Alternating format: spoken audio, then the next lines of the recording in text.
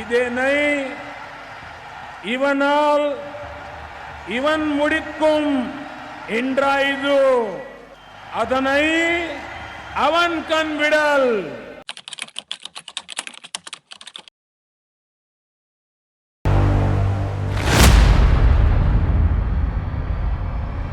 மனதின் குரல்.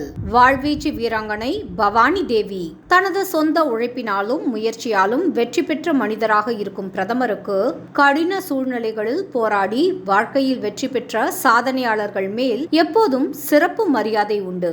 ஜூன் 2021 ஆண்டின் மனதின் குரலின் அத்தியாயத்தில் தமிழ்நாட்டின் மகளான CA பவானி தேவியின் சாதனையை பிரதமர் எடுத்துரைத்தார். டோக்கியோ ஒலிம்பிக்கில் வாழ்வீச்சு போட்டியில் கலந்து கொள்ள தகுதி பெற்ற பவானி தேவி தந்தை ஒரு கோவில் பூசாரி. ஒலிம்பிக்கில் தகுதி பெற்ற முதல் இந்திய பென்சர் என்ற பெருமையை பெற்ற சென்னையை சேர்ந்த பவானி தேவிக்கு பிரதமர் வாழ்த்து தெரிவித்தார்.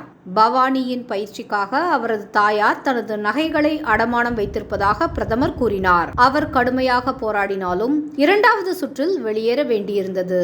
பிரதமர் அவளுக்கு ஆறுதல் கூறினார். பவானி தேவிக்கு அவர் செய்த ட்வீட் அவளுக்கு மிகவும் பெருமையாக இருந்தது. பிரதமரின் இந்த பேச்சு இந்திய விளையாட்டு வீரர்களுக்கு பெரும் ஊக்கமளிப்பதாக இருந்தது.